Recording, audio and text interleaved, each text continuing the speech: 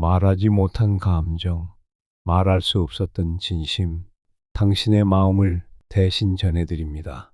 이곳은 감정이 머무는 곳, 말하지 못한 이야기입니다. 안녕하세요. 저는 37살에 5살 된 아들을 키우고 있는 여자입니다. 제가 여기에 사연을 올리게 된 이유는 그날의 기억을 지우고 싶은 것도 있지만 제가 겪은 사연을 알리게 되면서 도움이 되실 수도 있을 것 같아 어렵게 마음 잡아 신청해 봅니다. 저는 결혼하는 데까지 정말 우여곡절이 많았어요. 사랑하는 사람과 결혼하는 게 이렇게까지 힘이 들 거라고 생각한 적 없었는데 시어머니의 돌변하는 태도가 상당한 스트레스로 오게 됐었죠. 남편과 저희 집안은 비슷했어요. 오히려 저희 쪽이 재산은 더 많았기 때문에 처음 시어머니와 만났을 때 저를 상당히 이뻐해 주시고 딸 같다고 엄청 잘 대해 주셨습니다. 그런 점들이 저는 싫지 않았어요. 시어머니와의 관계가 좋으면 좋을수록 결혼 생활하는데 힘든 부분들은 없어지잖아요. 보통 저보다 일찍 결혼한 친구들이나 지인들 보면 시어머니의 막대먹은 성격 때문에 이혼을 선택하게 되는 일이 너무 많더라고요. 특히 매년 2번 있는 명절날 2손 2발 들고 다 떨어져 나갑니다. 처음에는 남편을 만나 사랑하는 마음에 시어머니한테 잘 보이고 싶어 별짓을 다 하지만 그런 노력하는 모습을 시어머니는 당연하다고 생각을 하시는 것 같아요. 아들을 낳았으니 당연히 받아야 할 특권처럼 생각을 하신 건지 며느리를 부려먹으려고 하는 행동들이 너무 보인다며 결국 명절날 대판 싸우고 이혼하더라고요.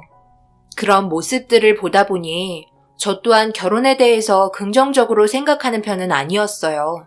그래도 다행인 건 처음 인사드렸을 때 이것저것 정말 많이 물어보셨지만 좋은 결과를 얻을 수 있었고 상견례 날짜까지 잡게 되는 날이 오게 되었어요. 그런데 양가 집안 만나기 1달 전에 엄청난 사건이 터지고 말았습니다.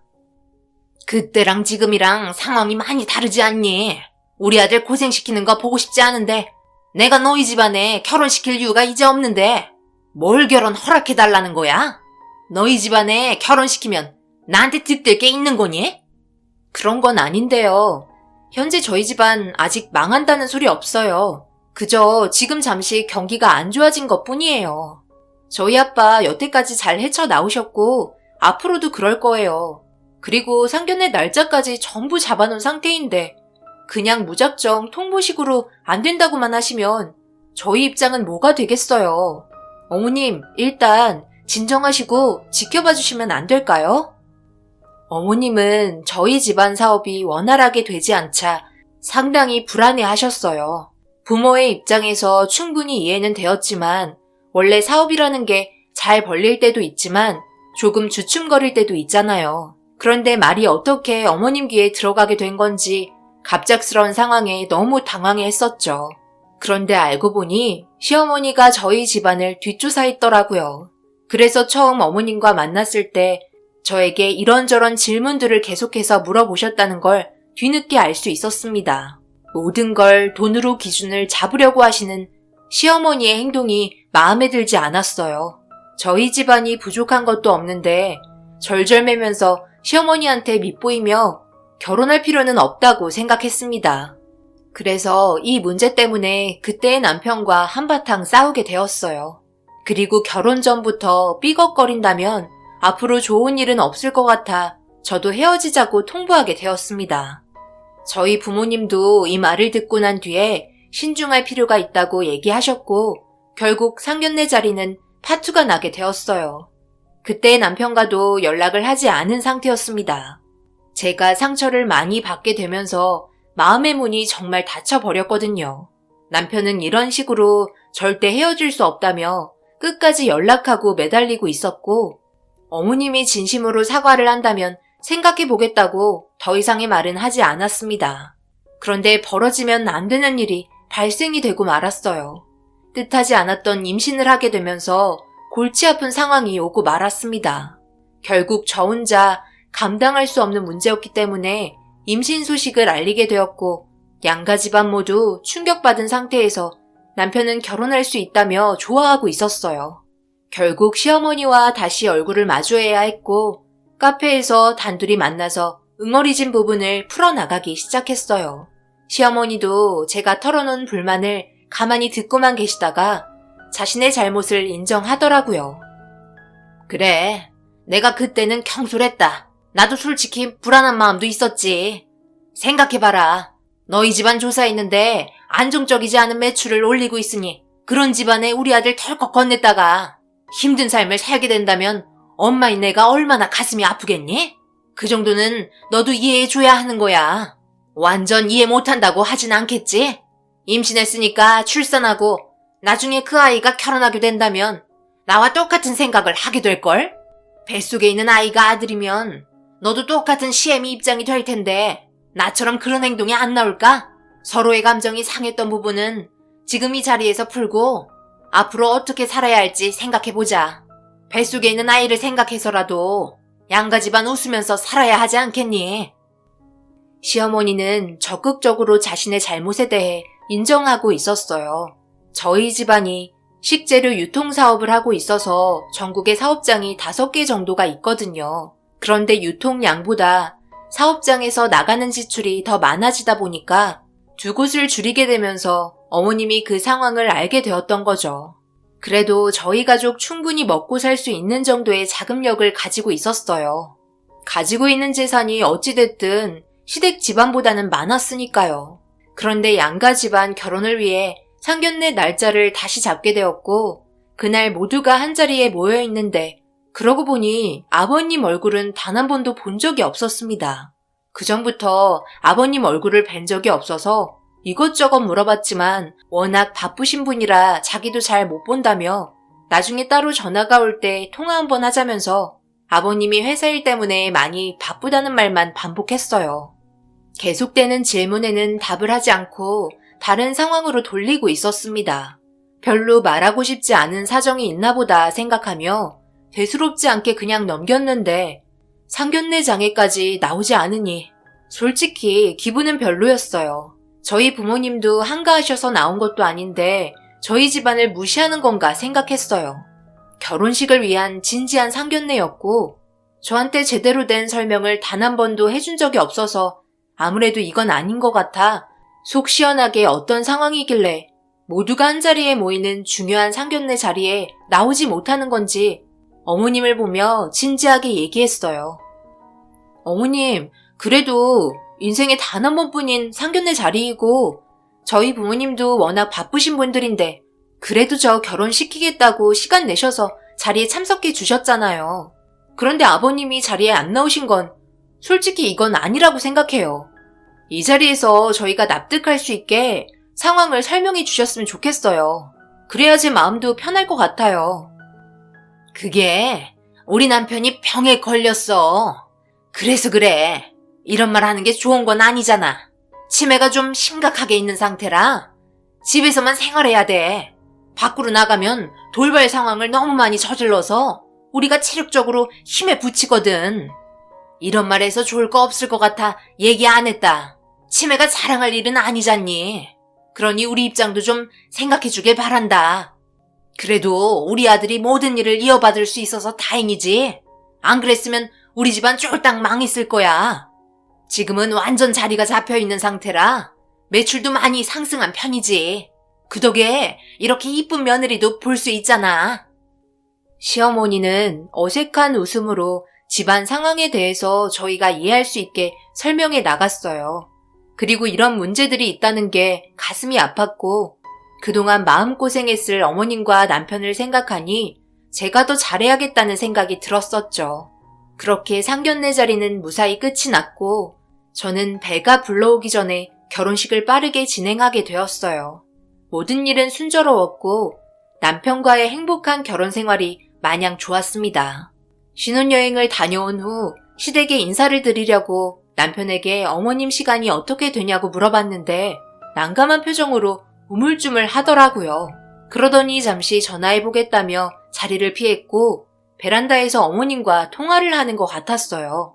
한참을 통화하더니 고개를 푹 숙인 채 급하게 인사로 올 필요 없다며 나중에 따로 부를 때 얼굴 보자고 통보하셨습니다. 결혼하고 나서도 단 한 번도 시댁집에 들린 적이 없어서 궁금하기도 했었는데 무언가를 계속해서 숨기려고만 하는 느낌이 들어 여자의 촉으로 봤을 때 기분이 썩 좋지는 않았어요.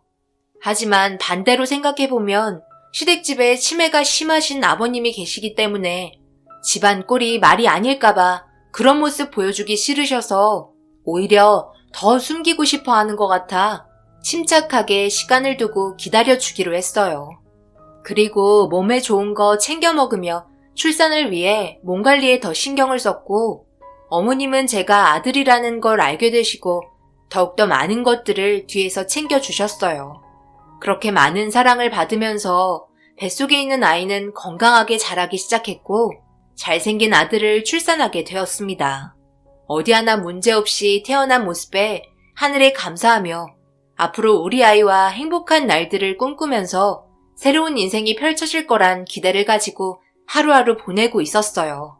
그런데 출산도 했고 몸조리도 끝난 상태가 되자 어머님이 맛있는 음식 해주겠다며 결혼하고 처음으로 시댁으로 초대를 해주셨어요. 괜히 무리하시는 것 같아 괜찮으실 때 초대해 주셔도 된다고 하니까 어머님은 괜찮다며 주말에 남편과 함께 같이 오길 바라셨습니다. 결혼식 할 때보다 시댁에 가는 게 더 떨렸던 것 같아요.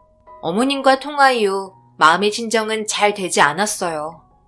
남편이 모든 일을 마치고 늦은 저녁 집에 들어와 어머님한테 얘기 들었냐고 물어보니 아직 상황을 잘 모르고 있는 것 같았습니다. 그래서 어머님과 통화한 내용에 대해서 들뜬 마음으로 말하기 시작했어요.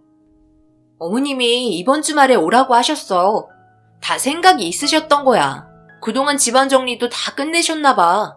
우리 아들 얼굴도 보고 싶다고 하시고 그동안 제대로 된 밥 한 끼 못 차려줘서 마음에 걸렸다고 이번에 신경 좀 써주신다고 하셨어. 어머니가 그랬다고? 갑자기? 나한테 단 한마디도 상의 없이 그런 결정을 독단적으로 혼자 결정하면 어쩌겠다는 거야. 왜? 내가 어머님 댁에 가는 게 싫은 거야? 말을 왜 그런 식으로 해, 서운하게. 내가 그동안 시댁에 얼마나 가고 싶어 했는지 당신이 더 잘 알면서 데려가기 싫은 것처럼 말을 하고 있네. 내가 시댁에 가는 게 싫어? 싫은 게 아니라 혹시라도 무슨 일이 벌어질까봐 걱정돼서 그런 거지. 내가 언제 싫다고 말한 적 단 한 번이라도 있었어? 남편은 마지못해 가자고 얘기했어요. 기대를 가지고 있었던 제 기분을 한순간 꺾어버렸고 그때부터 기분이 별로 좋지 않았습니다. 그동안 입이 닳도록 얘기했었는데 그런 마음 잘 알면서 남편의 행동은 실망스럽게 다가왔네요. 솔직히 결혼하고 나서 아이까지 낳았는데 아버님 얼굴 한번 못 뵌다는 게 말이 돼요? 치매가 심하던 그렇지 않던 인사드려야 하는 건 당연하잖아요. 제 얼굴이 궁금하실지도 모르고 아버님도 손자가 보고 싶으실 텐데 갑자기 제정신이 돌아오셔서 좋은 말씀 해주실 수도 있는 건데 무조건 꺼려하는 남편의 행동이 더 수상하게만 느껴졌습니다. 서로의 냉전 상태에서 아무 말 없이 시댁으로 아침 일찍 향하게 되었고 남편은 거의 다 도착했을 때 저에게 의문의 한마디를 뱉었어요.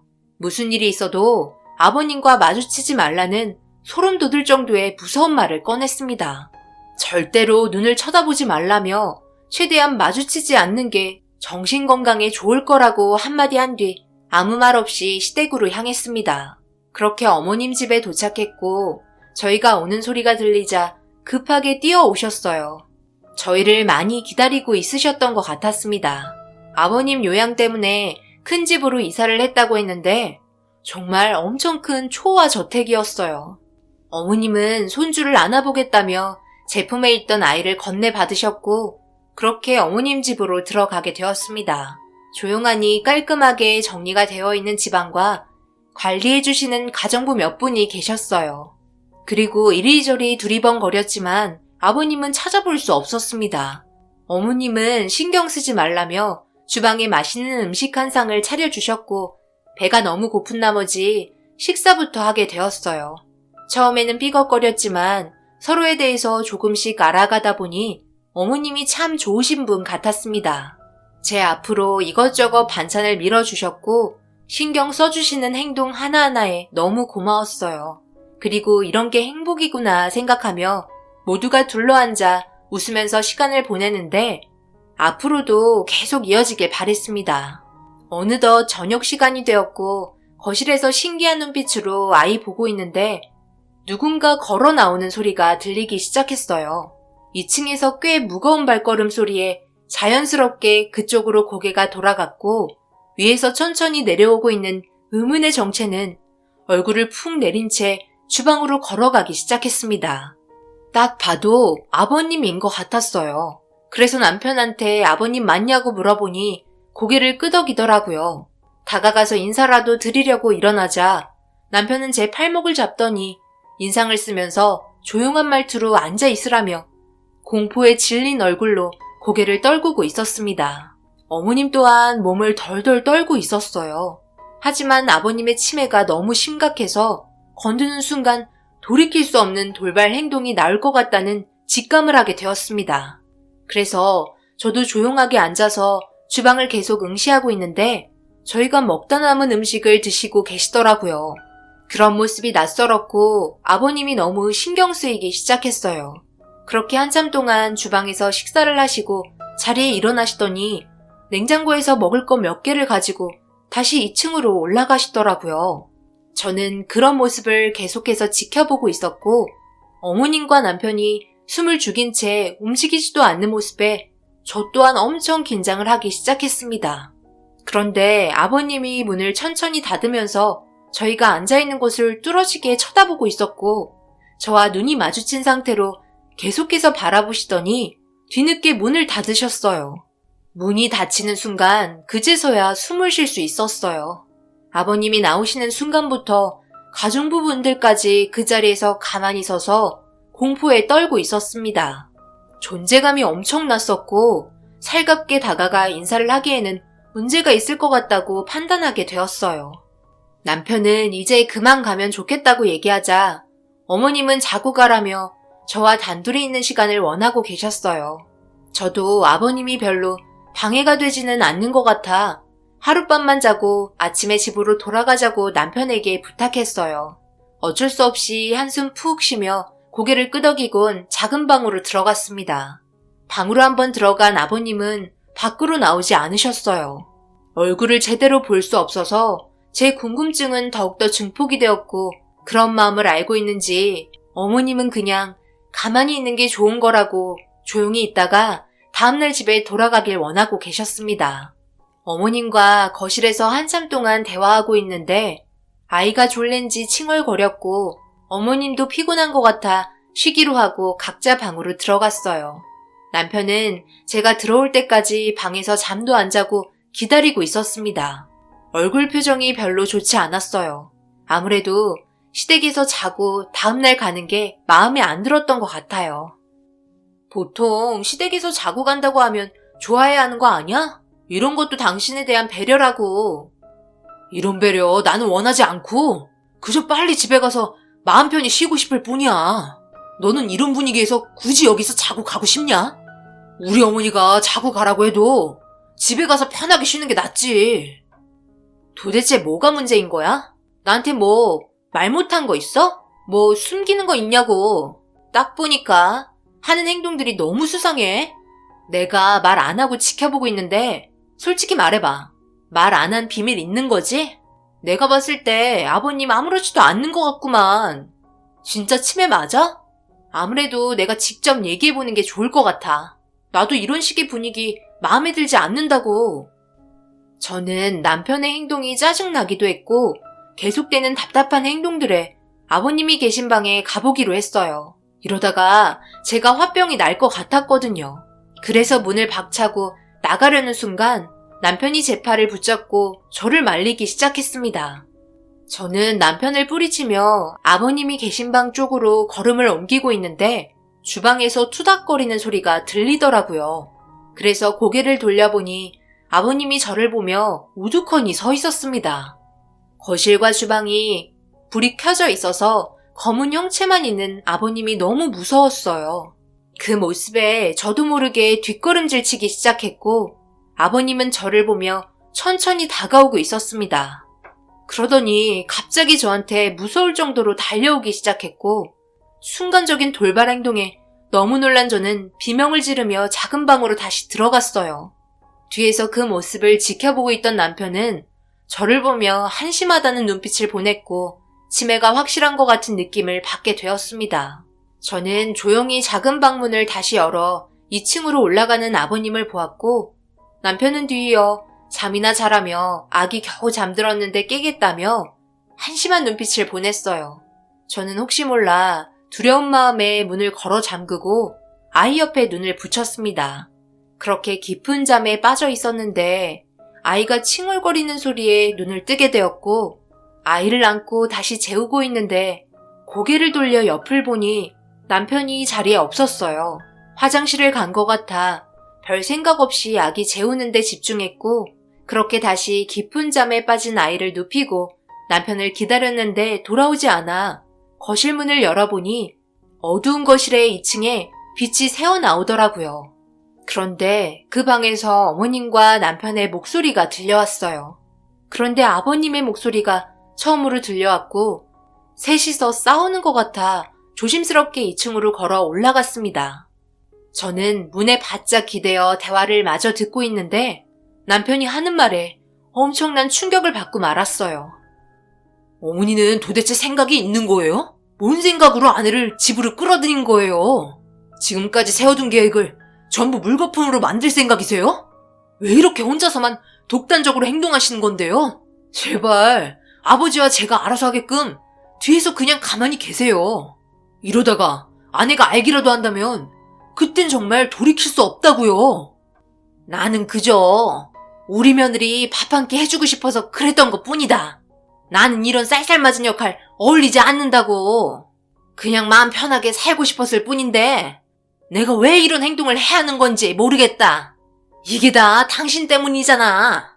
그리고 그냥 방에서 나오지 말고 조용히 있으면 되지. 우리 밥 먹고 있는데 기어 나와야겠어? 왜 우리 며느리한테 겁을 줘서 무섭게 만드는 건데? 당신 행동이 제일 의심스러운 거 알아? 그런 식으로 행동하면 누가 당신을 치매 환자로 보겠냐고. 하는 행동이 귀엽잖아. 나는 뭐 며느리 안 보고 싶어서 그런 줄 알아? 나도 정상적인 모습으로 대하고 싶다고.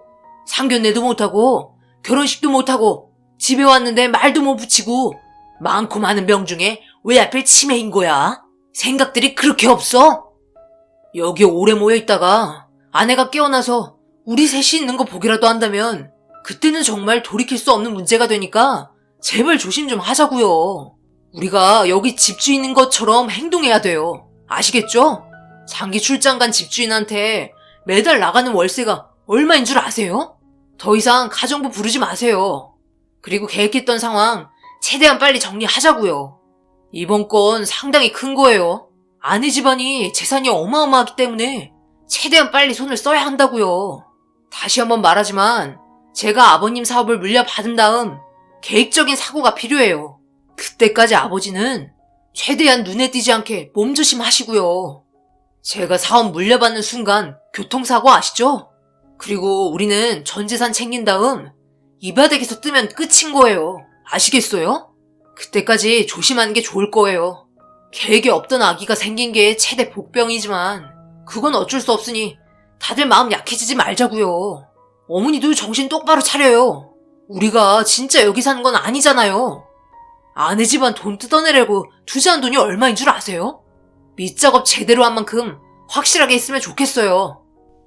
이 말을 듣고 있는 동안 남편의 믿을 수 없는 말들에 엄청난 충격을 받게 되었고 방 안에서 들려오는 대화 내용을 핸드폰으로 녹음을 하면서도 도저히 믿기지가 않았어요. 그동안의 모든 게 계획된 접근이었고 아버지의 전 재산을 가로챌 생각을 가지고 진행을 했었다는 게 엄청난 충격을 안겨주었습니다. 저는 그 순간 너무 무서워 아이를 안고 정신이 나간 여자처럼 그 상황을 벗어나기 위해 맨발로 허겁지겁 도망치기 시작했어요. 제가 현관문을 열자마자 이 모든 사실이 발각되었다는 걸 알게 된 남편은 저를 향해 무서울 정도로 뛰어오기 시작했고 저는 잡히지 않으려고 아이를 꽉 껴안은 상태로 무작정 달렸습니다. 하지만 점점 가까워지고 있는 남편의 모습에 겁에 질린 저는 그 자리에서 털썩 주저앉고 말았고 너무 무서운 나머지 동네가 떠나갈 정도로 살려달라고 비명을 질렀어요. 제가 미친 듯이 소리를 지르자 그 모습에 당황을 한 듯 재빠르게 몸을 숨겼고 저를 본 주민들이 허겁지겁 달려와 쓰러져 있는 저를 부축해 주었습니다. 병원으로 데려다 주겠다는 주민들에게 경찰을 불러달라고 애원했고 몇 분 지나지 않아 경찰이 도착했습니다. 그리고 이 사실에 대해서 전부 설명을 한 다음 제가 도망친 집으로 향했는데 그 안에는 불이 꺼진 상태로 아무도 없었어요. 모두가 재빨리 도망을 친 상황이었고 경찰분들이 주변 일대를 수색하기 시작했어요. 만약 제가 이 사실을 듣지 않았다면 저희 집안이 어떻게 됐을지 너무나 큰 충격에 온몸이 소름이 돋았습니다. 그렇게 한참 동안 주변을 돌아다니면서 찾아봤지만 그 사람들을 찾을 수가 없었고 이 사실을 저희 부모님께 모두 알리자 믿을 수 없다며 엄마는 쓰러지셨고 아빠도 정신적인 충격에 상당히 힘들어하고 있었습니다. 그리고 더 충격인 건 남편이 저에게 말한 신상은 전부 다 사실이 아니었어요. 모든 게 거짓이었던 거죠. 모든 걸 계획적으로 접근하면서 많은 돈을 사용했기 때문에 저희는 의심조차 하지 않았습니다. 그렇게 시간이 흘러가면서 범인을 계속해서 찾지 못하는 상황이 오자 저희 신변에 걱정이 되기 시작했어요. 불이익을 받을까봐 너무 무서웠었죠. 그래도 생활은 해야 돼서 부모님과 장을 보다가 아기 귀저귀가 축축해서 화장실 들려 갈아준 다음 나오는 도중 갑자기 장인 화장실 문이 열리더니 저와 아이를 누군가 낚아챘어요. 저는 너무 놀라 비명을 지르려고 하자 급하게 마스크를 벗으며 제 앞에 나타난 사람은 다름 아닌 어머님이었습니다. 저는 그 모습에 너무 놀라 당장 경찰에 신고하겠다고 하니 저를 보며 눈물을 흘리면서 미안하다고 무릎을 꿇더라고요. 그리곤 절대로 마트 밖으로 나가지 말라며 신신당부를 하기 시작했어요. 밖에는 아버님과 남편이 기다리고 있었습니다. 저희 재산을 뜯으려고 워낙 많은 돈을 사용했기 때문에 돌이킬 수 없는 극단적인 상황까지 생각을 하고 있는 것 같았어요. 그동안 저희를 계속 미행하고 있었고 어머님은 잠시 화장실 다녀오겠다고 한 뒤 저와 단둘이 만날 수 있는 기회를 엿보고 있었어요. 정말 미안하구나. 이런 식으로 접근해서 너를 볼 면목이 없다. 우리 손자를 보고 있으니 내가 너무 마음이 약해져서 도저히 네가 잘못되는 걸 지켜볼 수가 없을 것 같아 이렇게 찾아왔어. 주차장에서 남편이랑 아들이 너희 가족을 기다리고 있다. 그러니 경찰에 신고해서 지금 상황을 마무리 지었으면 좋겠어. 우리 손자가 다치는 건 보고 싶지 않다. 내가 너한테 잘해준 것도 없고 그동안 마음 주지 않으려 했던 건 이런 상황들이 오게 될까봐 두려워서 그랬던 거야. 모든 진술은 내가 할 테니까 지금 당장 경찰에 신고하고 그 전까지 절대 나오면 안 된다. 알겠지? 미안한데 우리 손자 마지막 한 번만 안아봐도 되겠니? 이번이 마지막이 될 것 같아서 정말 미안하구나. 시민으로서 마지막 부탁이다. 어머님은 저와 아기가 다치게 될까봐 그게 두려워 몰래 저한테 접근해서 모든 사실을 알려주었어요. 그리고 어머님은 손자를 잠깐 안아보더니 눈에서 눈물이 흘렀습니다. 이런 상황이 너무나 가슴이 아팠던 것 같아요. 하지만 모든 계획은 너무나 나쁜 범죄였기 때문에 법적인 처벌을 받아야만 했습니다. 어머님은 오랜 시간 지체할 수 없어 다시 주차장으로 되돌아갔고 저는 그 자리에서 경찰에 신고를 하게 되었어요. 결국 시댁 집안은 전부 잡히게 되었어요. 어머님이 그동안의 범죄 사실을 전부 얘기하면서 상황은 종결되었습니다.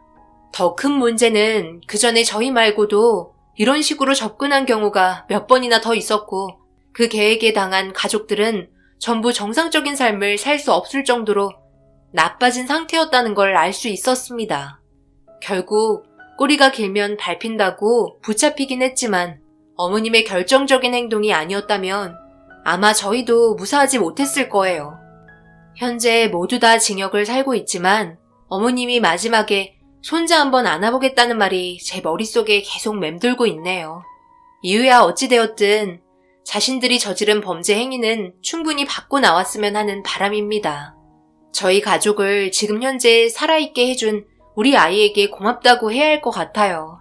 가슴 아픈 일들이지만 다 털어버리고 새 삶을 살아야겠습니다. 앞서 말한 대로 결혼할 때는 정말 신중해야 하고 모든 걸 겉모습만 보고 판단하면 안 됩니다. 왜 사람들이 사기꾼들에게 속아 넘어가는지 알 수 있을 것 같아요. 범행을 저지르기 전에 정말 철저한 계획을 가지고 접근하기 때문에 알아차리기가 쉽지 않은 것 같네요. 제 사연 들으신 분들 또한 항상 조심하시고 무조건 의심부터 해보시기 바랍니다. 그게 손해보는 건 아니니까요. 신중해서 나쁠 건 없잖아요. 제 사연 들어주신 분들 항상 행복하시고 좋은 일 가득하시길 바랄게요. 감사합니다.